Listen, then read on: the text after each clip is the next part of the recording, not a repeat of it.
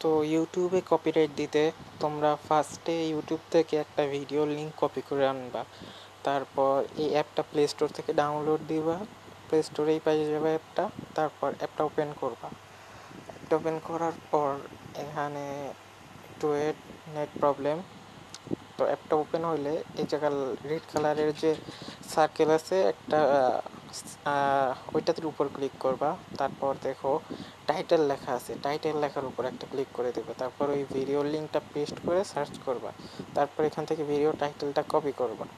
Copy করার পর গুগলে চলে যাবা আর ইউটিউব কপিরাইট ফর্ম লিখে সার্চ করবা। তারপর ফার্স্টে যে লিঙ্কটা আসবে ওইটার উপর ক্লিক করবা। দেন নিচে গিয়ে দেখবা যে সাবমিট এ কপিরাইট রিমুভাল রিকোয়েস্ট, এটার উপর একটা ক্লিক করে দিবা। ক্লিক করলে দেখবে যে একটা ফর্ম খুলে যাবে। তো একটু ওয়েট। হ্যাঁ, তো এইখানে এই ফর্মটাই হয়েছে মেইন।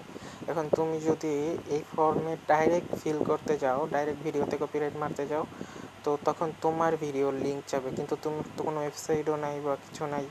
তো ভিডিওর লিঙ্ক কোন জায়গা থেকে আনবা? তো এটার জন্য ফার্স্টে আর্ট ওয়ার্কে ক্লিক করবা, ফটোতে ক্লিক করবা, তাইলে আর তোমার ভিডিও লিঙ্ক লাগবে না। এখন ওই যে টাইটেলটা কপি করছো ওইটাই এখানে পেস্ট করে দিবা। এরপর যে ভিডিওতে ভিকটিমের ভিডিওর লিঙ্কটা এখানে পেস্ট করবা। পেস্ট করার পর এখান থেকে কাস্টম থাম্বনেইলে ক্লিক করে অ্যাড টু লিস্ট করে দিবা। কাজ শেষ।